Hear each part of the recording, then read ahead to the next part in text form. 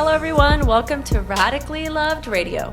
I wanted to create a place where people can go to get inspired, get motivated, or find some clarity and get tools to create a radically loved life. I will do my best to provide information on a variety of subjects, including yoga, holistic health, life coaching, spirituality, meditation, and overall mindful living. Each episode will bring you some of the world's best spiritual leaders, entrepreneurs, yoga teachers, coaches, along with some of my closest friends, and we will talk about their life experiences and journeys to create something more out of their lives and how they continue to grow to make that happen. Thanks for listening. I am so excited about our guest today. Tracee Stanley has been studying yoga and tantra since 1995. She's a former high-level executive in the film industry for over 18 years. She's been sharing her understanding of the ancient technology of tantra when her teacher Yogarupa Rod Stryker initiated her into the lineage of Sri Vidya in 2001. She is an incredible human being and a fellow para-yogi, and I got the privilege and honor to get some of her wisdom and insight, and I'm so proud to be part of the same community. She's an incredible human being, and I'm so excited for you guys to hear a conversation that we had. I want to be like Tracy when I grow up. I mean, that's what I want to do. I want to do that. Please tell me how.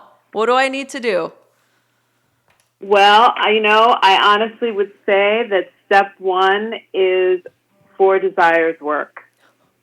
That's really what I feel for me was the thing that kind of lit my fire to be the inspiration and to try to help people kind of move beyond obstacles. Because that was a process that really helped me to be able to see how my own thinking was kind of standing in the way of me achieving the things that I wanted to achieve. Wow. How long have you been studying with Yogarupa for? I've been studying with him since 2001. And you started, so would you say that the 4 desires really was a pivotal moment in your life as far as finding all of those obstacles? Yeah, I think it was a pivotal moment. I feel like, when we're in our yoga practice, we start to have epiphanies. And for me, those epiphanies were the things that started me kind of coming back to yoga. Mm-hmm. More so than just the asana practice or the physical. It was really more about like realizing more and more and more of who I was. And also just being able to determine what was good for me and what wasn't good for me. However, it wasn't until I did the 4 desires that I really started to see the real deeply ingrained kind of mental constructs that really were keeping me small. Mm-hmm. They weren't allowing me to be my authentic self and to really be brave and out there with my creative ideas and feeling like I had a voice. Mm-hmm. So I would feel comfortable in certain situations because I was a film executive and had gotten very good at, being in that world and having, a voice in certain ways. But when it came to really expressing my passions, I felt like I didn't have a voice and I really wasn't powerful. So that was the thing that kind of sparked it for me. Are you completely out of the entertainment industry, or are you still in it somewhat? I have one last movie that I'm producing, and I'm kind of producing it from afar. And other than that, I have a company that I acquired with my partner. It's called Pranamaya, and it's a company that was started about 10 years ago by 2 guys in San Francisco. And we produce and make yoga DVDs and online yoga content.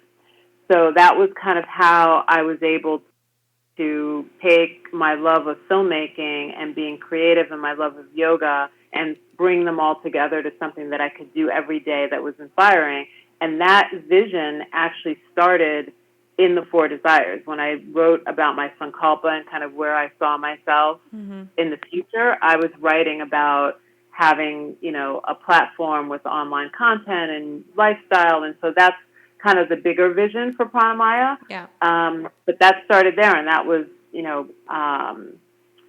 probably 5 years ago was the last time that I had done Four Desires before I really started kind of moving forward full force with everything that I'm doing now.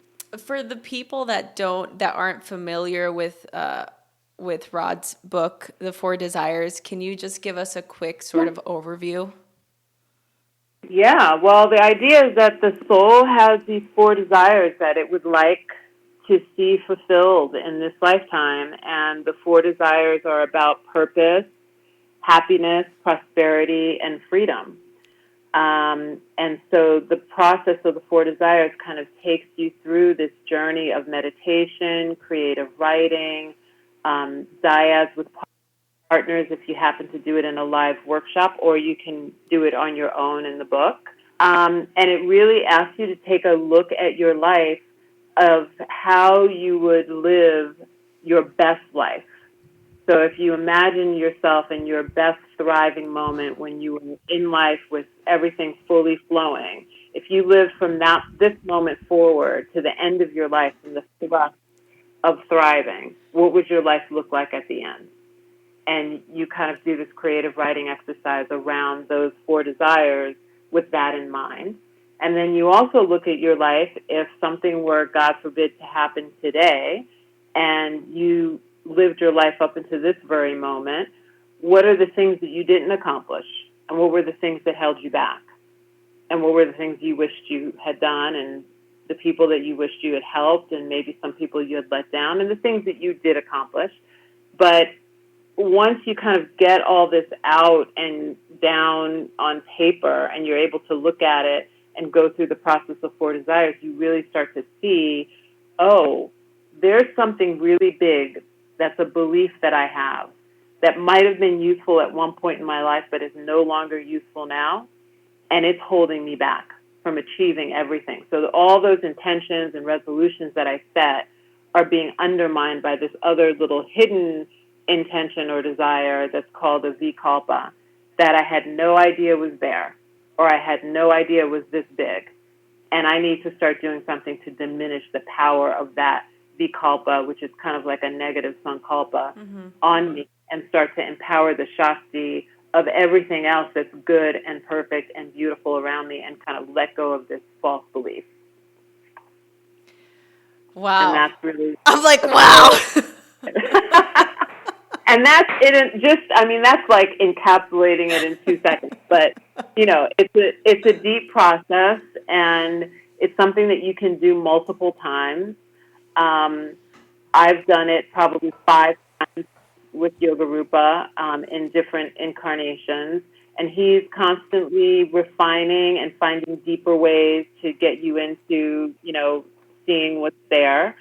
So I feel like it's something that every yogi should be doing, especially if you're teaching, because I think it actually gives you a better view into your students and what might be going on with them, kind of beyond how they're actually getting into physical postures. So it's really powerful. Yeah, and the cool thing is that there's a Four Desires workbook now that you can get online, which is awesome. I mean, I've not had the opportunity to actually do the 5-day. I've done a lot of other of the trainings, and some of them twice, but that's the only one that I still haven't been able to go do. And I've read the book, obviously, and I've I got the workbook, and it's just every single time I go back and I read through it, I learn something new, or I kind of hear something different, which is really, really neat, and it's really cool. The sankalpa has remained the same, which means it's like sankalpa is our resolution, right? It's like it's that intention that we're setting out to achieve.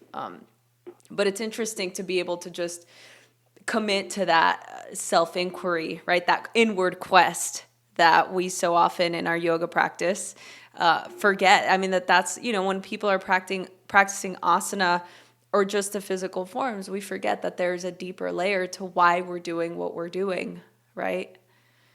Well, I'm so glad you brought that up, because it's really that piece of self-inquiry that's contained in the four desires that led me to doing everything that I'm doing, from the cards, the oracle cards, to the journal. And it's really because I felt like, we do so much in yoga. We learn so much when we're in teacher training and when we're in workshops and classes. But very rarely do we get to that svadhyaya, the self-study piece, or the self-inquiry piece, which is known as vichara, in classes or even in teacher training. And, from what the teachings that I've been given, it's all about this, idea that self-knowledge is one of the greatest, things that you can give yourself, and it's the gateway to freedom. So if we never take that time for self-inquiry, I think we're missing a huge piece of the practice. Yeah.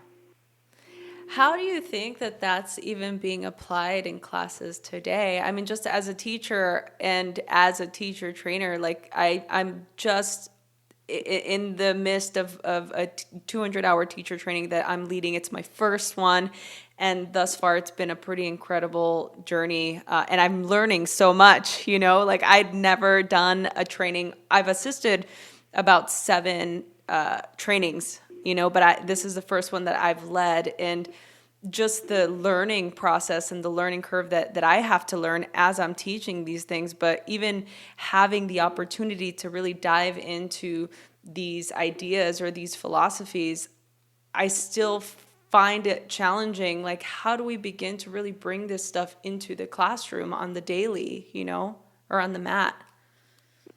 Yeah, I mean, I think that it's definitely challenging. I think that one of the ways that I feel like I was first introduced to the idea of self-inquiry through witnessing was the witnessing of the breath.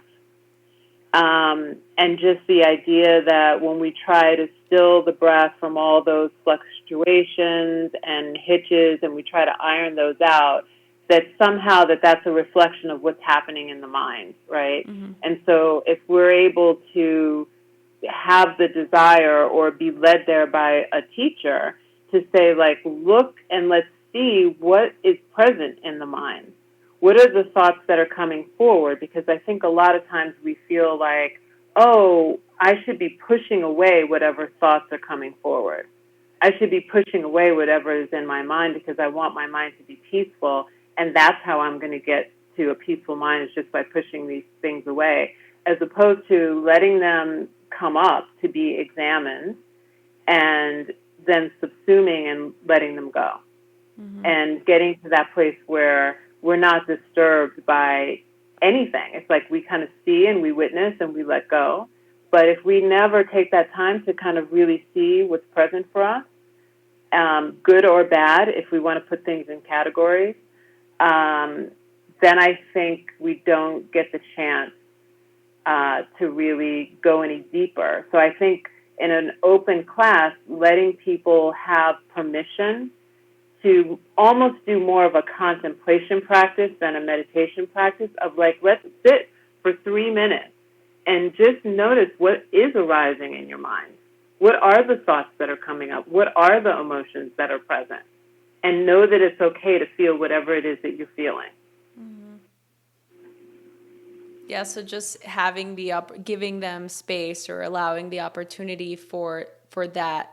We're so conditioned, especially today, to not have that little bit of space, right? It's like every moment needs to be filled. Every second needs to be filled with something, and I find that more and more, for me anyway, in my own practice and the way that I teach, I find that more space and more silence seems to have the most benefit, or it feels more full. There's a fullness to that space, or that emptiness, or however you want to perceive it or call it. I think it's definitely something that is not really used so much at this current state in the yoga world or in the community.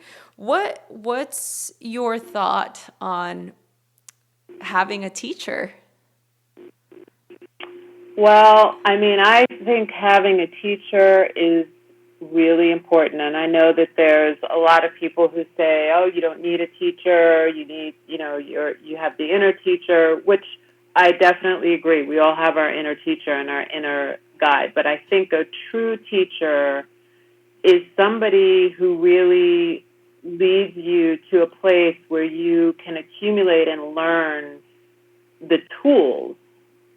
And then eventually you don't necessarily need the teacher anymore because you have the tools and you have your practice and you've hopefully deepened your own understanding of yoga. And you really have your teacher out of the love and respect for the teacher and the connection that you had, as opposed to needing the teacher for a crutch, Yeah.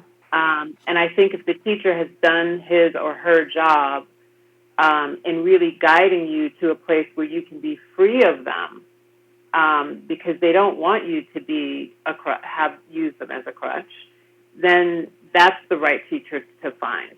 That's the right teacher that you want to practice with. I don't think you want to practice with somebody who makes you feel like you need them or that you're dependent on them or wants you to be like them. It's really like your teacher is there to empower you. Right? The word guru means one who leads you from darkness into light. And it's a key word for me is leading. Mm-hmm. It's not taking you there. It's leading you there. It's like I'm showing you, it's somebody who's already walked the path before you, and they're just leading you in the direction. So I feel like teachers are really important. Obviously I've been studying with Yoga Rupa for over 15 years, but I also study with other teachers. I study with Gary Plastow. I study with Sally Kempton. There's other teachers that I would love to study with as well. However, I consider Yoga Rupa to be my primary teacher, and he's, seen me from the very first yoga class to now and kind of knows my development within that span of 15 years. And that's an irreplaceable relationship. Yeah. Wow. That's such a huge gift to have that. I think that's, I feel that part of that, especially now, is missing in our community. It feels like to me that sort of long-term commitment, that sort of like really sticking with it, like that saying that the yoga starts to happen the minute it gets challenging. That's when it starts to happen. But I feel like a lot of the times those are the moments where we stop, right? Those are the moments, the minute it starts to get really hard, or it's like that inquiry becomes really challenging, or all of a sudden your teacher's like, leading you to this place where you're like, I don't really know if I want to go there today. It's like. Oh, absolutely. I could definitely tell you I experienced that. When I first started doing yoga in 1995, I was practicing Kundalini yoga, and I was doing it 5-6 days a week. And I remember practicing with Guru Singh, and it was a time when Yogi Bhajan was still alive, and he was coming to LA a lot. And I remember doing a practice, and I was married at the time. And there was, issues in the marriage where one person was kind of growing in one direction and someone else was growing in a different direction, and it just didn't seem like things were working. But I was going to do everything that I possibly could to make it work because I didn't fail at things that I did. That was my opinion of myself. And I remember getting in my car after practice and hearing this voice very loudly, if you continue to practice yoga, you and your husband will no longer be together. And because obviously this practice was leading me to truth. And in truth, I wasn't going to be able to be in an inauthentic relationship where we were growing in opposite directions. And I remember making the decision that day. I remember saying to myself, well, I guess I have to stop practicing yoga then. Consciously made that decision. And so I did not go to yoga for about 4 or 5 months. And during that 4 or 5 months, I kept thinking about it for maybe the first month. And then it started to seep in this kind of forgetting about the practice and forgetting about how good it made me feel. And then I was like stuck in this misery of this relationship and situation that was not growing and was very stagnant. And I was feeling like now I was stagnant, whereas, 5 months before I felt like I was really flourishing and thriving. And I just remember looking in the mirror and seeing that stagnation in the form of weight gain, in the form of almost like this accelerated aging process. And I remember thinking, I have to go back to yoga. And then I went back the next day. And within probably 2 months, my husband and I decided that we needed to separate. And that was the best thing that could have ever happened for both of us. And we're still very, very close friends. But so I hear you, and I understand that idea of, oh, this kitchen is getting really hot right now. I need to get out of here. And, so when I opened my studio in 2001, and I would have people coming to the studio 5 days a week, and, you really see the transformation happening, and then all of a sudden you wouldn't see them anymore. Right. I didn't take it personally because I knew what was happening because I had already been there. And I think sometimes the forgetting just stays with you and you forget and you never come back. And then sometimes maybe your experience was so strong that eventually you come back to yoga, or you go to some other modality that's going to help you become awake. But, this process of yoga and waking up is not easy. Yeah. I'm like, yeah, no, it's not. It's definitely not. And it's not always pretty, but it's necessary, because the freedom that you feel on the other side of that pain or that stuckness or whatever it is that you're feeling is like nothing that you could ever have imagined. That's my experience. It's like I had coffee with a girlfriend today who lives in India and spends a couple of months a year in LA. And we were both just reminiscing of, 10 years ago, what our lives were like in kind of practicing yoga and just becoming more aware, and that we couldn't even really visualize how amazing and blessed and beautiful our lives could be and the community of people that we have around us. And it's incredible. So anybody who's in that spot, get back on your mat. Do you hear that, everyone? Do you hear that? Get back on it. Get back on it. Don't get off. And so that's sort of another question. It's like, it's what comes first, the chicken or the egg. So it gets challenging because of the yoga. So then yoga is the remedy, right? So it's one of those things where it's like, okay, if things start to get challenging, then what areas of your life are you not paying attention to? It's like that saying, it's, your practice on the mat is the microcosm to the macrocosm, right? So absolutely, how you do anything on the mat is how you do everything. So it's one of those things where you can't. What I love about the practice is the fact that what's there is there, right? What's there is there. Mm-hmm. Your body is there. Your mind is there. There's no sort of, you can leave the room. You can whatever, have teacher-student transference where all of a sudden it's like, oh, the teacher is getting on your nerves because he or she is saying something. So it's like you're going to stop practicing, or I can't do a handstand, so I'm not going to do yoga anymore. All those things that, at the end of the day, if you really ask yourself, it's that, is that really what's going on?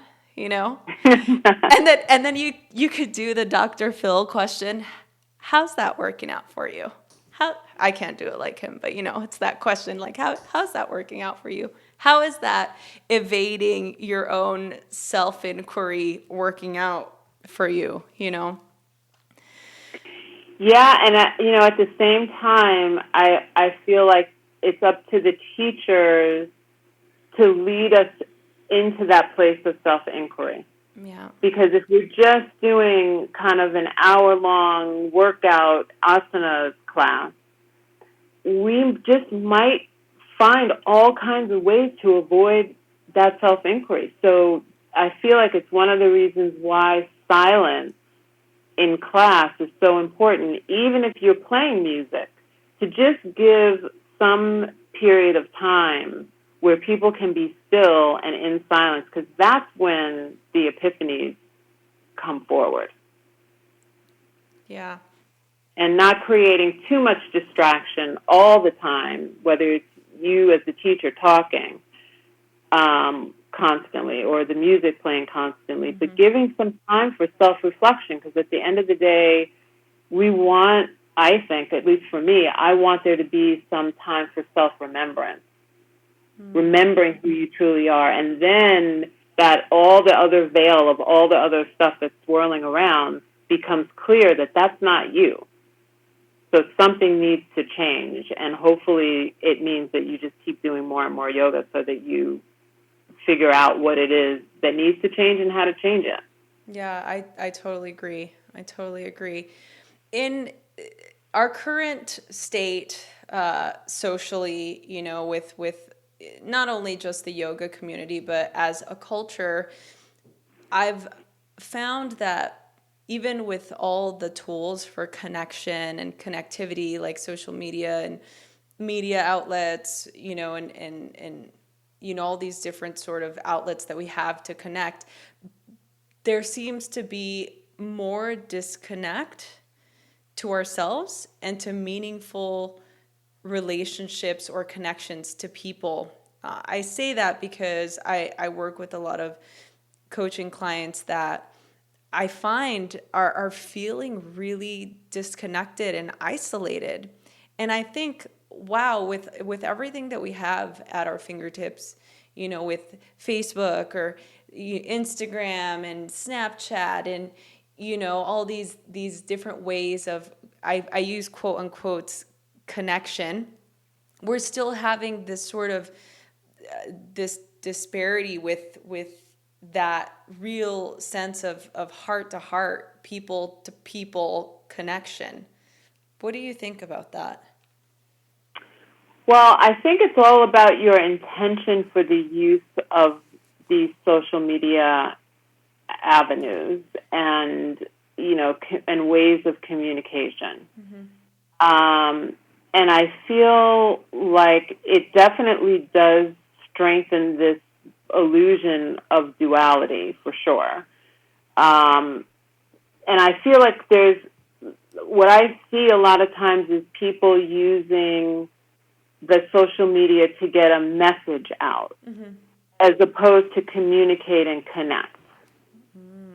Right? Yeah. And so if you're trying to communicate and connect, then I think you maybe achieve that. But if the mirror that's in front of you is people just sending out the message of whatever their life is like in this moment, or whatever, program it is that they're selling at the moment, then, I think part of the way we're socialized is about competition and keeping up with the Joneses and keeping up appearances. Mm-hmm. And that's what it becomes. And I think I think we have to play a very fine line with how much time we actually spend on social media and how much time we actually spend texting even. Yeah. For me, I really try to avoid having a text conversation. It's like if we're trying to organize where we're going to meet, or we're trying to organize what time we're going to call each other, then text is fine. But once it starts becoming conversational, that to me is where disconnect happens, because we don't hear the nuances in our friend's voice who's in distress. We don't hear all of those things that would bring us joy. All we're doing is we're literally connecting just to the text letters on the phone. Mm-hmm. And I recently had a friend who was in some pretty deep trouble, who texted me to let me know what was happening. And my first reaction was, oh, okay, I'm going to call you now. But this person is probably about 10 years younger than I am. And they wanted to have this conversation of what was happening, which was like very intense and very complex, over text. And I thought, wow, this is like really interesting. And I thought, no, I've got to call you, like, so that we can connect and I can really understand the depth of what's happening and give you support, because I can't really support and hold space for you over text message. Yeah. So I feel like we need to really not use that as a crutch, because sometimes it's easier to not connect. Mm-hmm. Sometimes it's easier for us to stay isolated, and to, out of habit and out of the illusion that we don't have enough time, that we try to take shortcuts. And those shortcuts are going to damage our relationships with our lovers, with our children, and with our community. Mm-hmm. That's just how I feel. Do you think that we can get sort of addicted to that isolation bit? I definitely think we can get addicted. I don't know if it's to isolation, but definitely to the idea that we're busy. Oh, that's good. Like, that's good. And that we're doing so much, because the fact that you've got this little device in your hand that's pretty much as strong as a computer that you would have had 5 years ago allows you to multitask. It allows you to communicate with multiple people. I mean, how many times have you been in a text conversation with someone and then 3 other people are texting you at the very same time and you have 3 text conversations happening? Pretty often. And then how much are you really taking in what that person is saying to you? So I think the glorification of busy is a big thing that we need to stop doing, because it's not doing anything except for causing more stress and creating dis-ease in many different ways. Yeah. Well, I think that's a big thing with stress. I think nowadays is, people wanting to do so much, and it's like, if you're not doing enough, you're not doing anything. And then, then you feel bad. But then if you're doing too much, you're tired, you're overwhelmed. So then you feel bad.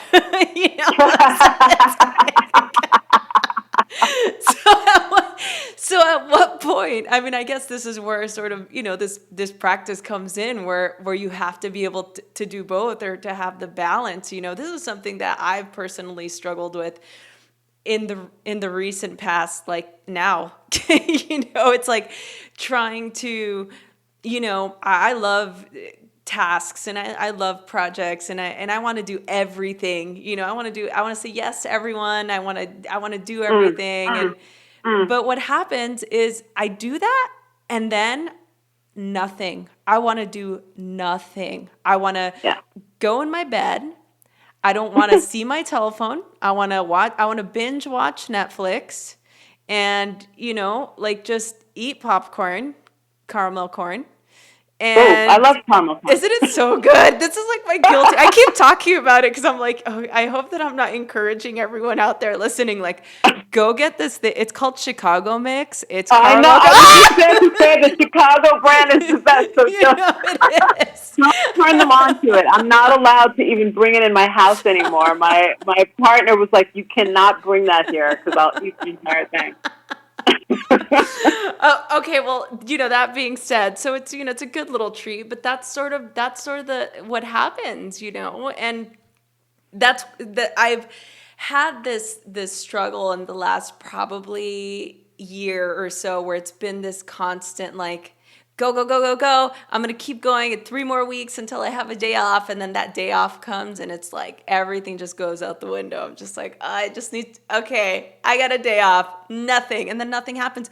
But it could be very insidious, that process, because one day it turns into 2 days, can turn into 3, and then 4, and then 5, and then it's like a week later I'm like, wow, I didn't do anything, but it's like why allowing myself to get to that point, like, obviously this is part of my own inability to have that structure or to have that little bit of balance, because I just get so excited and I want to do everything, Well, I'm going to take it back to the 4 desires because I actually feel like it's so important for us to know what is ours to do. Yeah.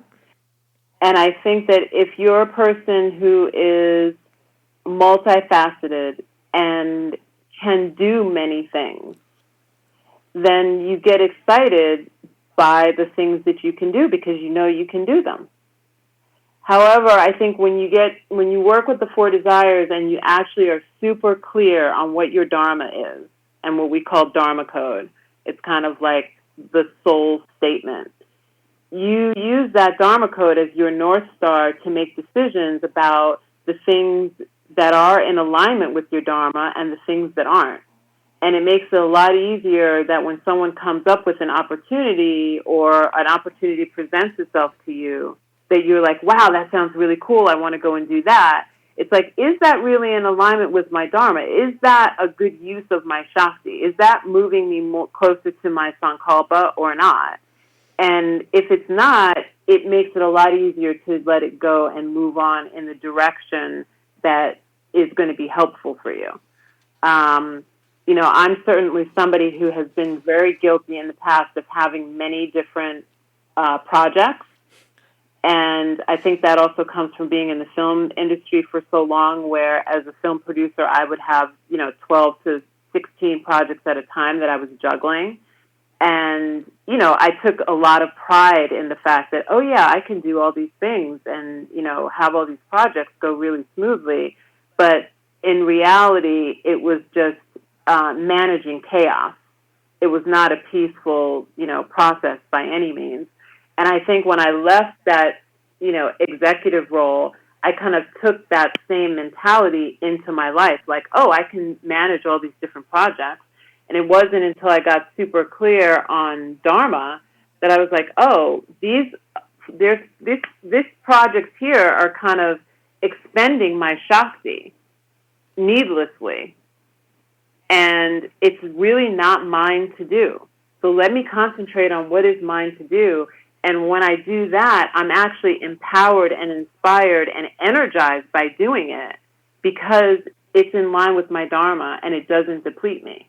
So I don't find myself then, like you said, being in bed and going, wow, I'm so exhausted because everything that I'm doing is in my passion zone. Mm. Oh, that's so good. That's so good.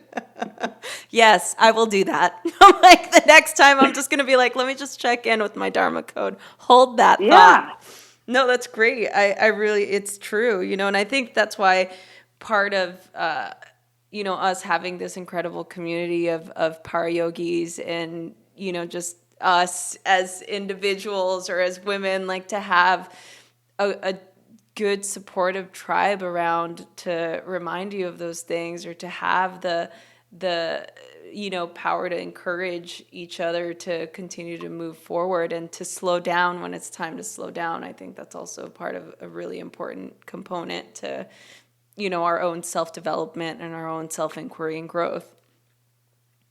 Absolutely. I mean, I have an incredible group of women around me, and specifically a few very close para-yogi girlfriends who are steeped in four desires. And we keep each other clean on our Vikalpa and Dharma codes. When we see each other doing things that we're like, are you sure that that's not, let's talk about this. And it's amazing to have that kind of reflection and to have that kind of authenticity in relationship, especially in your spiritual community, of people who know you so well and know the process of how to cut through the illusion and what's holding you back. And I think that having community is so important. And having a common language, which goes back to this idea of the teacher, and having a teacher, is that the teacher is, basically creating or holding this space for this Sangha to exist. And because this Sangha exists under Yoga Rupa and his teachings, we all have a common language and a common experience that we share that really creates this amazing bond. Mm-hmm. Yeah. I mean, it really is truly a gift, I think, for me in my life anyway, and in this community. I think that you're absolutely right. And my hope and my prayer is that more and more people continue to do the work and to continue to, seek and find and feel supported by their community or come into our community, because we're accepting people all the time. Absolutely. Absolutely. I mean, all it takes is two other people that can really hear you and hold space for you to have a beautiful Sangha. And you can find it anywhere. You can find it because you're hiking and you meet two other people that are hiking and you sit down by the campfire and you have an automatic Sangha. You can find it in yoga because you're all studying with the same teacher or the same type of, class. You can find it when you're traveling. You find these people who are going to Bali and they love going to Bali, and now you've got your Bali Sangha. But they got to be able to hold it down for you, and you got to be willing to hold it down for them and to just speak truth all the time. Yeah. Agreed.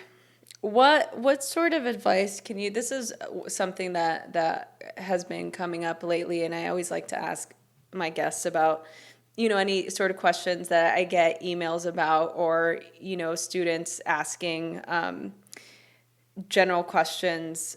So I'd like to hear your take on this, or what advice can you give? What can we do when we're feeling hopeless or we feel stuck? Hopeless or stuck. I really feel like the practice of journaling and contemplation, as we talked about before, is really important. And really remembering a time where you might have felt stuck before, and remembering how you could have used or you did use self-effort to move out of that stuckness. Because I don't think that anything happens by magic. Do not think ourselves out of being stuck or feeling hopeless. There needs to be some catalyst that is going to be propelled by your self-effort, whether it's the simplest thing of picking up a phone and calling a dear friend in your Sangha or family that can help you process or talk through, recommend a therapist, whether it's that you need to go and do that workshop or study with that teacher that's going to activate or change or shift the trajectory of where you are at that moment.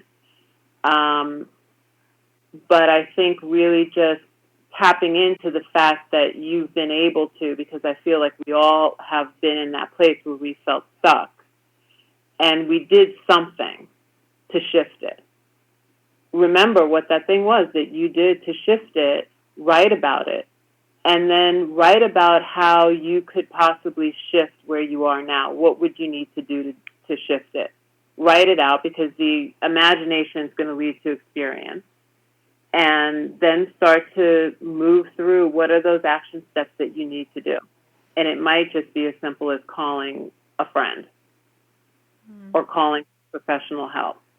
But usually, fire is the thing that transforms one element to another.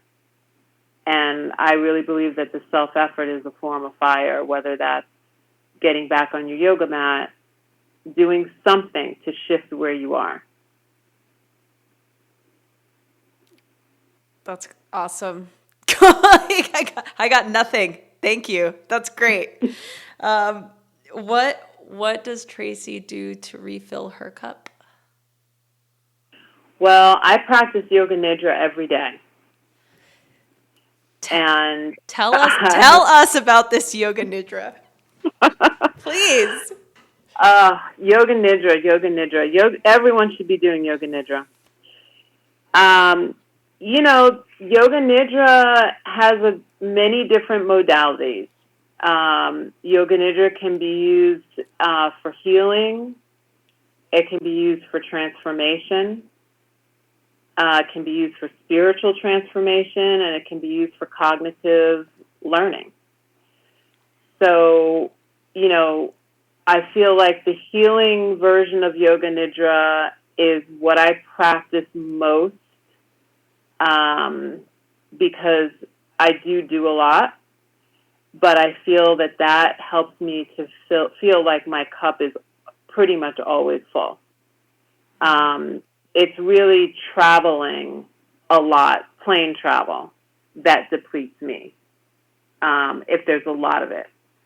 And yoga nidra on the plane, there's nothing better. Oh, I've not even thought about doing that. That's so great. Yeah. So, you can do yoga nidra in 15 minutes. And there's many different teachers who have amazing yoga nidra recordings. Obviously Rod Stryker Yoga Rupa has many yoga nidras. Richard Miller has great yoga nidras. John Vossler has yoga nidras that are great. I think Mary Bruce has a couple of yoga nidras that are recorded somewhere. So find a yoga nidra that resonates with you and practice it every day. That will make a huge difference in your life to refill. Mm-hmm. And I always practice self-care. I do my Abhyanga practice. I do my neti pot. I really try to watch what I eat so that I can have that Chicago popcorn every once in a while. Good. But, just taking good care and not being unconscious and really feeling like I want to be awake in every moment. And that means how I'm eating, how I'm exercising, my yoga practice, my meditation practice, who I choose to spend my time with. That's a big one, because who we choose to spend our time with can be inspiring or it can be depleting. Yes. Can you please tell us about that? Because I find that for so many people, being around toxic energy, they don't even realize how much of their own prana or their own energy this takes from them.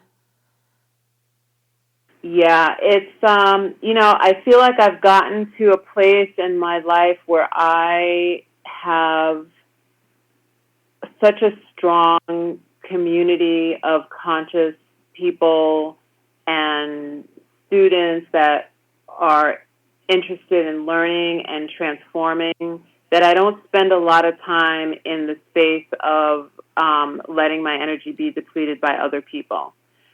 That used to be something that was very difficult to manage because I was president of a production company and I had people coming into my office all the time with many different things and situations happening.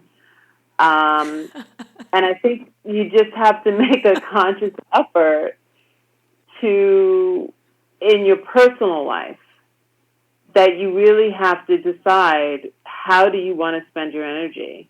And just being aware of, how do you feel after you interact with certain people? And I think the more, work we do on ourselves, sometimes those relationships fall away, because vibrationally, I think people feel that you're no longer in the same place. Where sometimes in those relationships, we feed off of someone's toxic energy. We feed off of the gossip. We feed off of whatever's underlying in the relationship. We're getting something out of it, otherwise we wouldn't be there. Mm-hmm. So at some point, you stop getting something out of it, and it's no longer useful. And either that person goes and does their work and you meet each other there, or they don't, and the relationship probably falls away. But one of the practices that I used to do when I worked on film sets, because I would be, in a group of 50 to 100 people interacting all day, is I would just chant the Mahamrityunjaya through the chakras, like 3 times. And I found that was very healing, and it was a way to kind of disconnect from people's energy. And it's actually recommended, for people who are nurses or people who, do body work, as a way just to keep, your energy clear and kind of let go of what doesn't belong to you. Do you have a version of the mantra anywhere for us to download, or is there one that you would recommend, or just learning the mantra for the listeners or my students? I would recommend, if you go on to Yoga International and you just do their search for Mahamrityunjaya, it actually has a whole article about the healing aspects of the practice, as well as a recording of the mantra itself. So that's a nice little prescription for everyone. I hope everyone really goes on there and gets it, because it's incredible. I mean, we chant it for Para Yoga. It's part of our practice to be able to do that chant, which I've found in those moments quite useful and quite healing and powerful. So Tracy, I don't want to keep you. I can probably talk to you for a good portion of the next 24 hours, I'm sure. But I don't want to keep you. So I want to I'll ask you one more thing, but I do want to thank you so much for everything that you've done and for everything that you continue to do, and on behalf of all of your students and my students, your light, your knowledge, your spirit, your philosophy, just your being.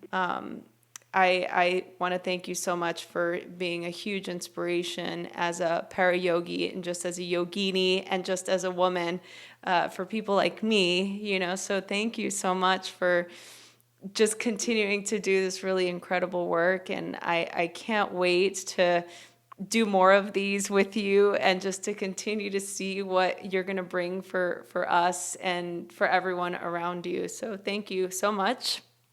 That's number one. Thank you. Thank you. I really appreciate it, and I'm really honored that you asked me to be a part of your podcast. So thanks. Oh, thanks. One final question, and then I will let you go. What do you radically love? What I radically love is just authentic, open, trustful, non-competitive conversation and connection with beings from all over. They don't even have to be like-minded. Just let it be truthful and open. Wow. I'm like, and then that's it. That's it.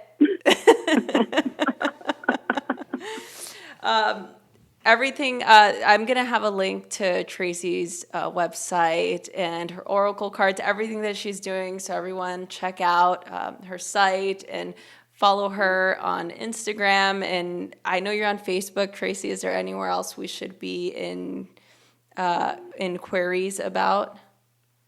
No, you can follow me on those places. I've got some meditations up on Pranamaya, and I've got a new journal, Empowered Life Self-Inquiry Journal, that's going to come out for Christmas time for the holidays. So, yeah, just check out my website. Everything will be there. Yes. Awesome. Thank you. Thanks, Tracee. Thank you so much. Thanks everyone for listening to Radically Loved Radio. For more information, you can go to radicallyloved.com. You can follow me on all the social media outlets, Instagram at Rosie Acosta, Twitter at Rosie Acosta, Love Radically on Facebook, and I'm sure there's a bunch of other things that I'm not mentioning, but I'm sure you will find them if you're looking for them. Thanks for listening.